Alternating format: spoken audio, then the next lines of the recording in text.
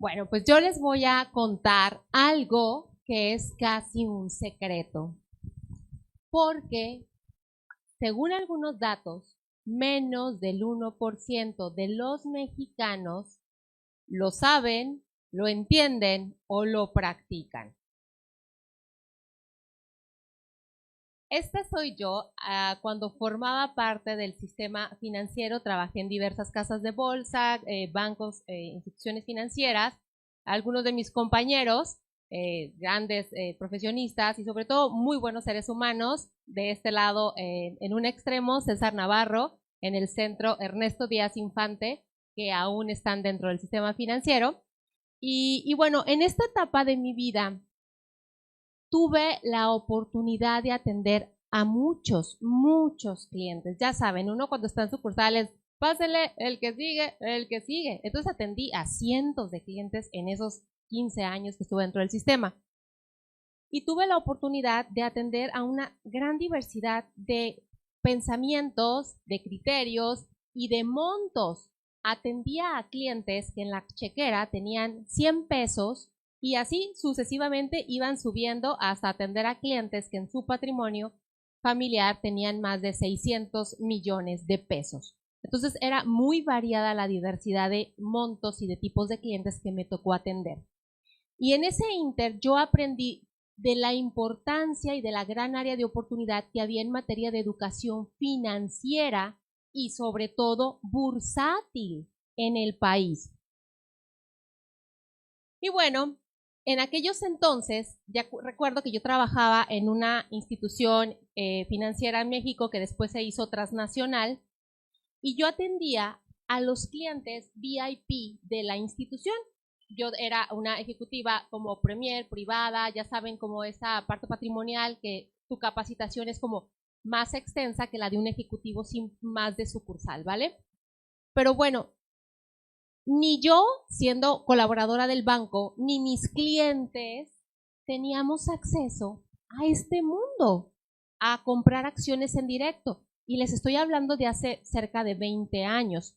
Y eso es algo extraño, les voy a decir por qué.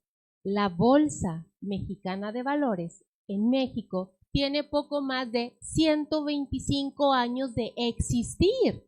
Y bueno, recientemente se incorporó Viva, que es la segunda bolsa de valores en México, que es como la bebé. Viva vino a darle como dinamismo y cierta inclusión al mercado de valores mexicano. Voy a hacer una analogía para que me explique mejor. Hagan de cuenta que existía Calimax y luego llegó Florido, ¿vale? O al revés, estaba el Florido y luego llegó Calimax. Pero al final, se fijan, son dos mercados a donde las personas acudimos a cubrir nuestras necesidades de productos. En el mercado de valores es lo mismo. Está la Bolsa Mexicana de Valores y está Viva, a donde nosotros podemos ir a comprar instrumentos financieros para poner a trabajar los ahorros. Y bueno, en esta época que les platico, yo no tenía acceso, ni mis clientes, no podíamos comprar acciones en directo porque eso estaba restringido a ciudades como Ciudad de México, Monterrey, Guadalajara. Y el resto del país, pues, bien, gracias, ¿no? Entonces, yo veía las noticias financieras porque en la sucursal donde yo trabajaba había una pantalla gigante, atendíamos a los clientes con cafecito, estaba súper de lujo y todo el tiempo había noticias financieras y yo veía cómo había acciones que valían 10 pesos y luego 2 semanas después ya valían 12 y luego un par de semanas después valían 14, 15 y luego 2 años después ya valían 80 pesos las acciones. Y yo decía, ¿cómo se le hace para poder comprar eso? Porque aparte lo comparaba con los rendimientos que te pagaba el pagaré bancario y pues la verdad es que eran años luz de diferencia. En cuanto pude comprar acciones, llegó el internet y se empezó a democratizar el acceso a este tipo de contratos de intermediación bursátiles para la gente de a pie de alguna manera. Y ahí voy, ¿no? Yo muy valiente, yo muy brava a comprar acciones. Pero pues ya se imaginarán, ¿no? En aquel entonces no había, si hoy la información no es abundante, en aquel entonces mucho menos. Entonces ahí voy como el Borras a comprar acciones y como el Borras fui a parar cuando las compré. ¿Por qué? Porque mis criterios en aquel entonces, yo siempre me he dedicado al tema de la educación y la cultura financiera, ¿vale? y siempre he promovido mucho la inversión y el buen uso del crédito y tal, ¿no? Pero en temas de inversión, pues mis criterios eran así de, ¿saben, no? Así de, quiero esa acción. Y digo, a veces le atinaba, pero otras veces no le atinaba, caray, y me iba, pues no muy bien, ¿verdad? Y luego otro criterio que utilizaba para comprar acciones era el de, esa acción ya está muy castigada, tiene varias semanas bajando, a que no puede bajar más. Y la compraba ahí, a que sí. ¿Saben? Pues ni modo, ya estaba adentro, ya me había agarrado la acción con los dedos en la puerta, ni modo, era parte de la inexperiencia. Y como cometí muchísimos errores por esa falta de conocimiento, y aparte, ¿saben? Fui soberbia a decir de, ay, claro, yo sé, si trabajo en este medio, ya tengo 10 años, ni modo que no sepa comprar, ni modo que no sepa cómo. Y yo creo que cuando uno empieza a invertir en el mercado de valores, se empieza a dar cuenta que los valores humanos, esos que no se ven, pero como dice el Principito, esa frase que tiene, solo con el corazón se puede ver bien, lo esencial es invisible a nuestros ojos. Dentro del mundo del mercado de valores, eso que son valores humanos y que tú dices, ¿y eso qué tiene que ver con el mundo de las finanzas? Pues un montón, porque en los valores humanos está la parte de la paciencia, de la prudencia, de la disciplina, y eso era algo que yo no tenía en el radar. Entonces, me acuerdo que una vez me levanté yo muy guapa, porque para esto había una empresa que era una minera mexicana y yo la veía subir y subir y subir y subir y tenía como un año subiendo la bendita acción y yo como el chinito, ¿no? Ya nomás así como yo milando ahí la veía subiendo y yo decía, la voy a comprar en cuanto se ajuste tantito, un 10-15% y entro a la acción y nada que se ajustaba y ahí va. Entonces un buen día, ya saben, ¿no? Se levanta Wendy con su ego, así los dos muy guapos, tempranito en la mañana, y dije, hoy es mi día, hoy voy a salir a comprar la acción a la que le traigo ganas, ¿no? Que les repito, era una minera mexicana. Dije, ahorita la agarro. Me senté, creo que eran las 6:30 de la mañana, porque para México ya eran las 8:30, y el mercado acababa de abrir, ya saben, la señorita lista para comprar en cuanto abriera el mercado, ¿no? Pues que abre el mercado y que pongo mi postura de compra. Pero ingenuamente, miren, esto es de principiantes. O sea, de veras que no se ocupan 2 doctorados en finanzas para evitar el error que yo cometí. O sea, ¿a quién se le ocurre comprar en pico alto? Porque después de un pico que viene, o sea, y no ocupo 2 doctorados para saber eso, ¿cierto? Pues ahí voy. Y luego aparte, ese día el mercado era como un mar revuelto, era un río revuelto. ¿Por qué? Porque había elecciones presidenciales en Estados Unidos y se me ocurre salir a comprar ese día. Pues ahí voy, ¿no? Y el mercado era una locura. Es más, era cuando estaba ganando Trump. Y el mercado estaba hecho garras, el tipo de cambio se dio un subidón. Pues ahí voy, ¿no? Entonces compré la acción, la vi subir como 1.5 y después y ahí la traje, como 2 años, con el 40% negativo, caray. Y cuando llegaba como el 15% negativo, decía, la voy a vender. No, me espero tantito, se va a recuperar. Ajá, menos 20. Tantito, ahorita se recupera. Ajá, menos 30. Ya después la veía, perdón, y decía, la vendo. No, para que se me quite, para que me acuerde, para no volver a cometer el mismo error, ¿saben? Porque fue un error de principiante. Entonces, bueno, cometí muchos errores. Otra cosa es que en aquel entonces, cuando empecé a comprar acciones, o sea, no consideraba, mi norte externo estaba perdido. ¿A qué me refiero? Hoy por hoy hay ciertos elementos que nos ayudan a determinar qué acción comprar. De forma externa está el análisis técnico, económico y fundamental, pues yo no tenía idea de ninguno de los 3 y aún así compraba. Y luego, aparte, mi norte interno estaba perdido. ¿A qué me refiero? Yo tenía que haber definido cuál era mi horizonte de inversión, cuál era mi tolerancia a riesgo, qué tipo de empresas yo quería comprar, si las quería que pagaran dividendo o no dividendo, y ni externo ni interno. Entonces ya se imaginarán pues cómo me fue en aquellos años cuando empecé recién a comprar acciones dentro del mercado de valores. Pero bueno, esta situación, lejos de desmotivarme, ya saben, uno a veces es necio en ciertas cosas, yo dije, oígame, no, algo estoy haciendo mal. Y pues claro, a veces uno tiende a culpar a otros, a terceros, por los errores que uno comete. ¿El mercado tenía la culpa? No, la culpa la tuve yo por salir a comprar cuando estaba sumamente caro. Culpar al mercado es tanto como, por ejemplo, un típico caso en finanzas personales. Oye, que las tarjetas de crédito son malas. Hay gente que dice, sí, malísimas, rómpelas. Pero oigan, la tarjeta es un plástico. Lo que le da la connotación de positiva o negativa es el uso que yo le doy a esto. No es esto en sí mismo. Entonces, las opciones dentro del mercado de valores para invertir son buenas. ¿El mercado es bueno o es malo? Bueno, depende de cómo te acercas a él. De entrada hay que entenderlo y entender su naturaleza. Porque déjenme les digo algo, el mercado de valores es como el mar. Yo no puedo entrar al mercado de valores y pretender que se va a comportar como un lago. En el lago no hay olas, en el mar sí hay olas y tarde o temprano una me va a revolcar. Es normal, es parte de la naturaleza del mercado de valores y yo la tengo que entender. O bueno, voy a hacer otra analogía.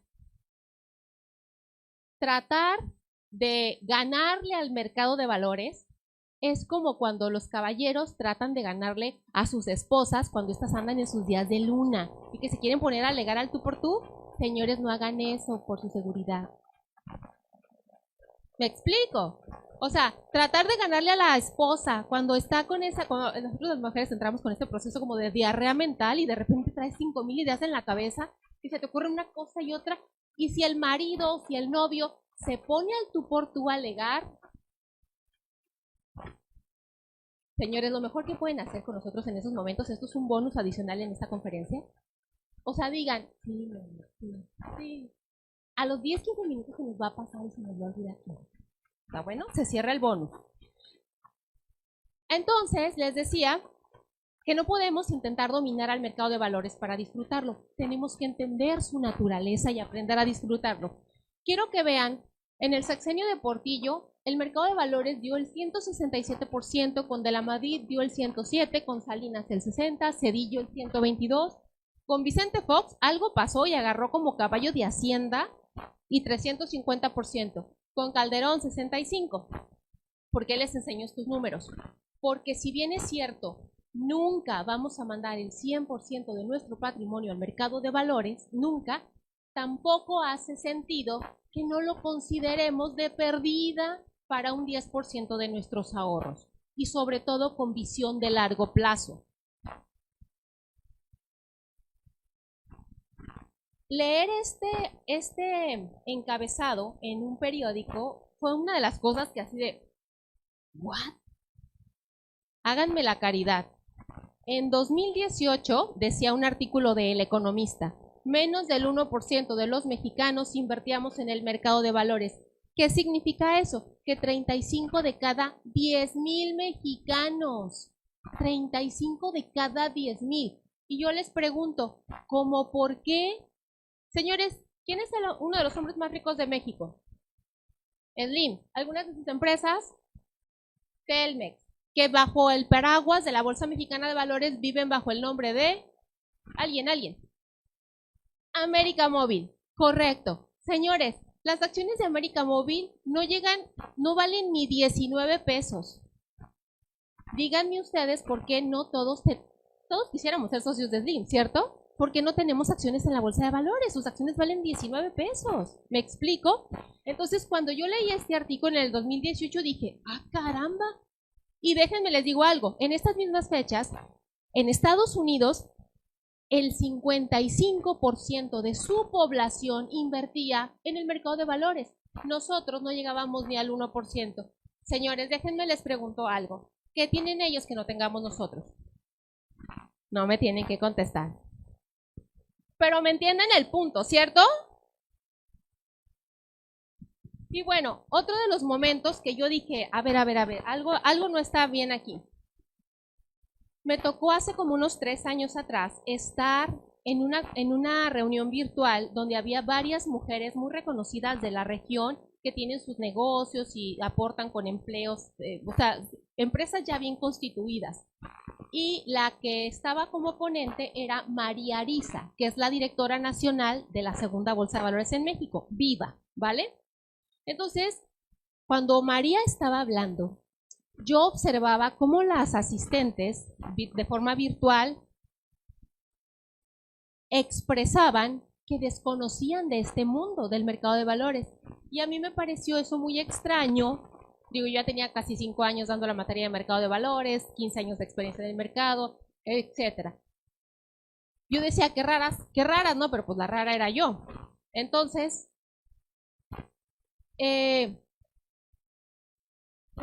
uno podría decir, el mercado de valores es desconocido, el mundo de las inversiones es desconocida para la gente que trabaja en la línea de producción o que tiene un nivel de primaria, ¿cierto?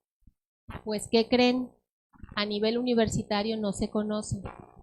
Los emprendedores y algunos empresarios tampoco lo conocen. Entonces yo dije, oigan, el artículo, luego la reunión esa, y después, fíjense, después yo creé un curso que se llama Mujeres, Acciones y Bolsa, y promocionándolo se me ocurre postear en una red social, como por qué será que las mujeres no participamos más dentro del mercado de valores e invertimos tan poquito. Y un valiente caballero, ¿qué creen que contestó?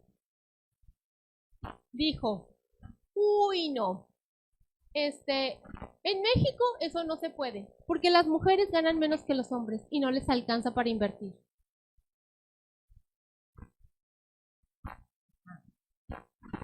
Ajá. Sí, no, después, como 30 comentarios posteriores lo acribillaron al pobre. Valiente caballero que se atrevió a decir eso. Pero eso me dejó ver cómo inconscientemente seguimos teniendo patrones. No tengo dinero para invertir, no me alcanza, esto no es para mí. Y nos los creemos, tanto las mujeres como los hombres. ¿Vale? Y se va permeando a manera de cultura. Y bueno, como cereza al pastel, me doy cuenta que hay países como Perú, digo, mis respetos para Perú, pero ustedes no me dejarán mentir, Perú es un país que está más desprovisto que México, ¿cierto? O sea, México tiene una economía más sólida, una mejor ubicación, etcétera, etcétera. Señores, nuestra bolsa de valores no llega ni a 150 tristes empresas. Y en Perú tienen 197.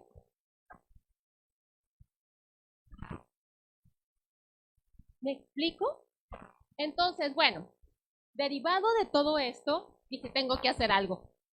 Y ya saben, uno que es mamá, profesionista, maestra, ama de casa, mamá de 3 hijos, uno que casi no tiene nada que hacer, dije, hay mis datos libres, voy a escribir un libro. Y lo escribí. La bolsa de valores es como las mujeres, así de simple. Si ya conoces a una, vas a conocer fácil a la otra. ¿Por qué? ¿Por qué lo escribí? Porque el argumento es que no sabemos, no entendemos. Ah, no, te apuesto a que sí. Conoces a mujeres maravillosas en tu vida, ya conoces mucho más de la bolsa de valores de lo que te imaginas. Entonces escribí este libro con un lenguaje como muy coloquial, que es una analogía entre cómo somos las mujeres y nuestro día a día con el mercado de valores. ¿A qué me refiero? En alguno de los capítulos del libro tengo el título de vacaciones con todo y hormonas, ¿cierto? Cuando nos vamos de vacaciones nos llevamos a las hormonas, ¿cierto? Y en el mercado de valores no saben la cantidad de hormonas que hay. Es una locura de hormonas el mercado de valores. Otro de los títulos es, cuando vas de vacaciones, puedes contratar un tour o hacerlo por tu cuenta, que es el equivalente a, oye, tengo dinero para invertir, ¿voy con un asesor financiero o lo hago por mi cuenta? ¿Me explico? Otro de los títulos es, como cuando vamos al mercado, sección de frutas, verduras y enlatados, que el equivalente en el mercado de valores es, bueno, en el mercado de valores tenemos el área de instrumentos de deuda, fondos de inversión, acciones, ETFs, commodities. ¿Sí me explico? Otra, ya la última que les comento, digo, son varios títulos. Otro es Cuando vas de vacaciones, revisa el clima, que es el equivalente a entiende el momento económico en el que estamos, que al final son ciclos económicos similares a las estaciones del año, primavera, verano, otoño, invierno, primavera, verano, otoño, invierno. Y en base al ciclo económico en el que estemos son los instrumentos financieros que nos convienen en ese momento, ¿vale? ¿Por qué lo escribí también? Porque quería que las personas de a pie, todas las que no tuviéramos 2 o 3 millones de pesos en efectivo para tener un asesor asignado en un banco, pudiéramos tener esa cercanía con el mercado de valores, porque han de saber que si ustedes quieren que los atienda un asesor, necesitan tener 2 o 3 millones en efectivo para que te asignen a un asesor, pero si no los tienes, no te preocupes. Las mismas instituciones financieras vía online te permiten abrir contratos desde 100 pesos o desde 1,000 pesos. Y ya les expliqué que hay acciones como la de América Móvil que cuesta 20 pesos.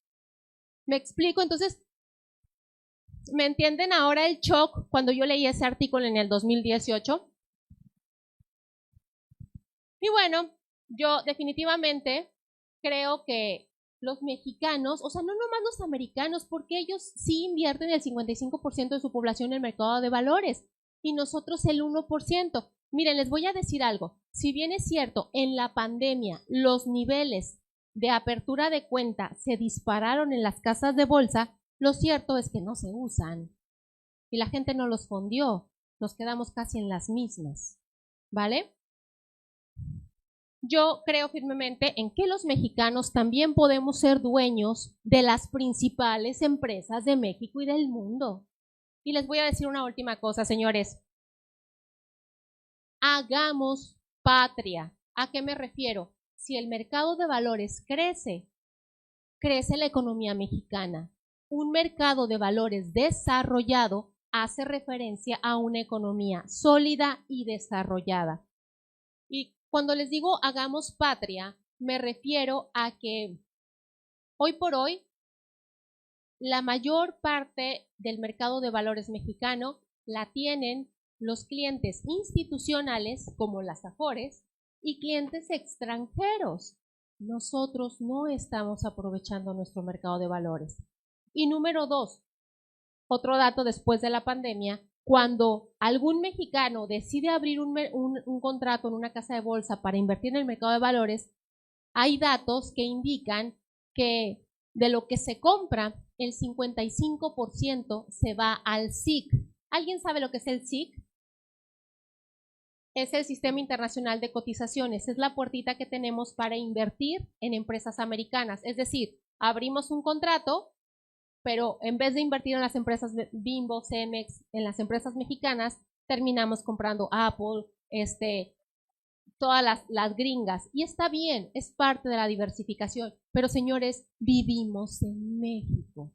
Aprovechemos al mercado de valores mexicano que tiene más de 125 años de existir, que está totalmente regulado, a diferencia de otras alternativas de inversión que circulan hoy por hoy muy fuerte. Aprovechémosla y sobre todo hagamos patria. Esa es mi historia, esa soy yo, eso es lo que les quería compartir. Y aquí está, aquí este QR los lleva a mi Instagram, que es @wendymontano.finanzas. Traía una última diapositiva, pero veo que ya no está. Este mes de marzo les voy a regalar el primer capítulo de mi libro. Lo único que tienen que hacer es tomar alguna foto y en su Instagram, en sus historias, postean algo de este evento y me etiquetan wendymontano.finanzas y en automático les va a llegar un link que los lleva a descargar el primer capítulo del libro. Si por algo no les llega, igual mándenme un mensaje privado y les hago llegar el link. Muchas gracias. Eso, un aplauso fuerte por favor para Wendy. Muy bien, y llegó la pregunta de la sesión de preguntas y respuestas. Vamos a comenzar. ¿Alguna pregunta? Adelante, por favor.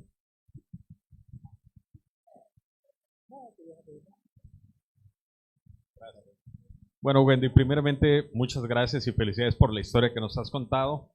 Y bueno, yo tengo la pregunta que es bien simple. ¿Qué hiciste con las acciones de la minera? Me quedé con duda. No, pues las vendí. Oye, aguanté la respiración y le di vender, las vendí, tomé la pérdida. Con pérdida. Sí. Okay. Muy bien. Sí. Gracias. Muy buena historia, gracias. Gracias por nada. Gracias. Adelante, otra pregunta. Adelante, por favor. Hola, buenas tardes, mucho gusto, gracias por su plática, es muy inspiradora como mujer, realmente es un mercado de la sociedad moderna, así es que es muy inspirante. Personalmente yo he intentado saber más de las inversiones y de la bolsa de valores, pero no he tenido mucho éxito, ya que he recurrido a las herramientas no correctas. Por ejemplo, las plataformas Forex y etcétera, ¿no? Que existen diversas compañías que requieren como de una membresía y a partir de eso te dan una capacitación y etcétera y te mienten con todo eso de que a partir de eso es tu primera inversión y terminas capacitándote meses y nunca llegas a nada. Ahora, si no quieres recurrir a ese tipo de plataformas o compañías, no sé cómo se les llame realmente, ¿cómo puede uno tener un acercamiento si tampoco cuenta con una gran inversión? Porque creo que cuando uno considera este tipo de caminos es cuando menos tienes capital, ¿no? Entonces, ¿cómo puedes comenzar tú sin un gran capital en tus inversiones? Sí, de hecho Gracias. es totalmente posible. Este esquema que me planteas de negocios también los he escuchado mucho, son muy comunes y son esquemas piramidales, en donde los ingresos se vuelven muy atractivos al principio y les va muy bien a quienes entran al principio porque van metiendo gente y de ahí se fondean esos ingresos, no por el tipo de inversiones que estén haciendo. Entonces hay que ser muy prudentes y cuidar mucho esa parte. Definitivamente yo sugeriría buscar instituciones que estén autorizadas y reguladas tanto en México como en Estados Unidos. En el libro viene, bueno, el libro lo pueden adquirir en Sanborns o en la tienda de souvenirs de Secut o donde más, en Amazon, está en Amazon. Y viene un QR que los lleva a los 30 intermediarios aquí en México autorizados, regulados para operar. Porque luego operamos con intermediarios, por ejemplo, como eToro o no sé qué, que no están basados en México. Y a la hora que sucede algo, ¿a quién vas y le dices? En cambio, cuando están basados y regulados por las leyes mexicanas, por ejemplo, sucede algo y te acercas a un organismo que aquí en México se llama Conducef y hay alguien que puede intermediar por ti. En cambio, cuando están allá basados en Australia o en Nueva Zelanda o en lugares extraños, yo no me arriesgaría. Y definitivamente, en México es sencillo entrar con montos bajos. En Estados Unidos también es sumamente sencillo. Sugeriría buscar las instituciones que están reguladas por ambos gobiernos para tratar de entrar ahí. Ambas te van a pedir montos sencillos y ya vimos los ejemplos de lo que puedan costar las acciones. Muchísimas Excelente. gracias. Muchas gracias. Un aplauso nuevamente para Wendy. Muchísimas gracias por esta ponencia.